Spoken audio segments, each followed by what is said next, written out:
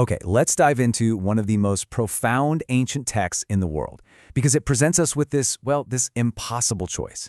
And it's a choice so extreme, it really forces you to question the whole nature of value itself. So picture this. You're presented with two options, two different ways you could do a good deed.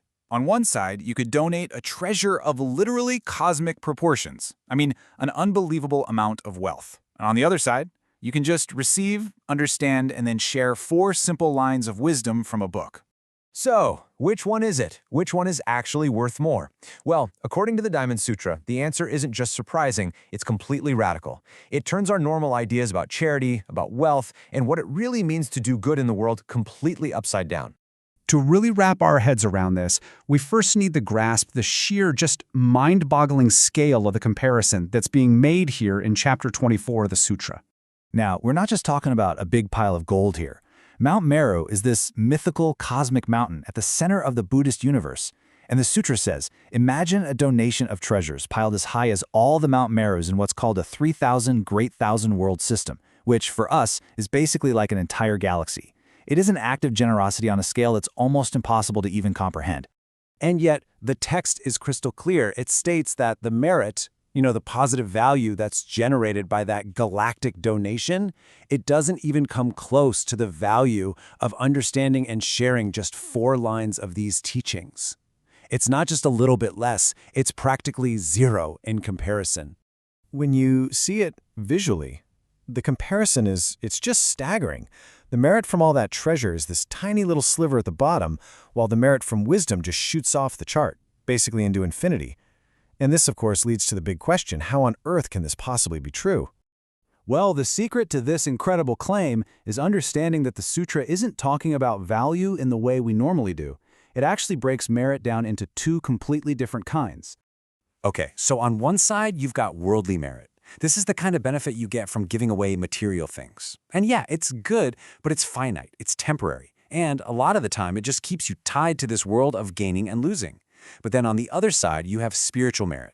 This comes from wisdom, from seeing reality as it truly is. And this kind is infinite, it's liberating, and it leads to the ultimate goal, the end of all suffering. The sutra uses this really powerful analogy to drive the point home. It says that giving worldly merit is like feeding a dog the best gourmet meal of its life. Sure, the dog is going to be happy for a little while, but at the end of the day, it's still a dog. Its fundamental condition hasn't changed. The wisdom from the sutra, on the other hand, offers the chance to completely transform your very state of being. Okay, but this brings up another really fascinating question, right? I mean, the sutra is just words on a page.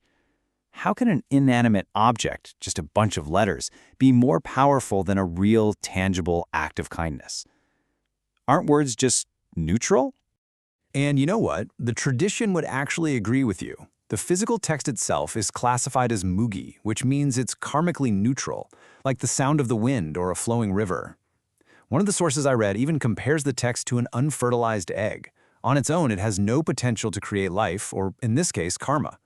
So, where does all this incredible power come from? See, it's all about the process. That's what's key here. The neutral text is just the starting point. The real magic happens when a conscious mind, your mind, engages with it, really understands its meaning, and then gains true insight into the nature of reality. The text isn't the power itself, it's the key that unlocks the immense power that's already inside of us. Now hold on. This doesn't mean that good deeds and charity are worthless. Not at all. Far from it. The real teaching here is that we need a balance. It's not a choice between doing good or seeking wisdom. To make any real progress, you absolutely need both. And this idea is such a perfect way to picture it. The tradition compares merit and wisdom to the 2 wings of a bird or the 2 wheels of a cart. Think about it. You can't fly with just one wing, and you can't move forward with just one wheel. You just go in circles. You need both to get anywhere. Let's break that down real quick. Merit without wisdom is blind. You might be doing all these great deeds, but without understanding the bigger picture, it can just lead to pride or attachment. And wisdom without merit, it's powerless.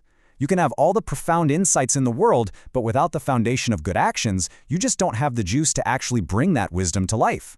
The whole point is to cultivate both at the same time. And really, all of this builds up perfectly to the title of this chapter in the sutra, which is Incomparable Merit and Wisdom. So the sutra's ultimate point isn't just that wisdom is valuable. It's that the merit that is produced by wisdom is on a completely different level. It's a higher order of value. It's the kind of value that frees you, that transforms you, and that lasts forever. And it's that transformative potential that makes even a galaxy full of treasure seem totally insignificant. And so, this ancient text leaves us with this powerful question that just echoes through the centuries. In a world that is constantly telling us to measure our worth in material things, the sutra asks us to just stop for a second and consider, what is the real currency of our existence? Is it what we can accumulate, or is it what we can truly understand?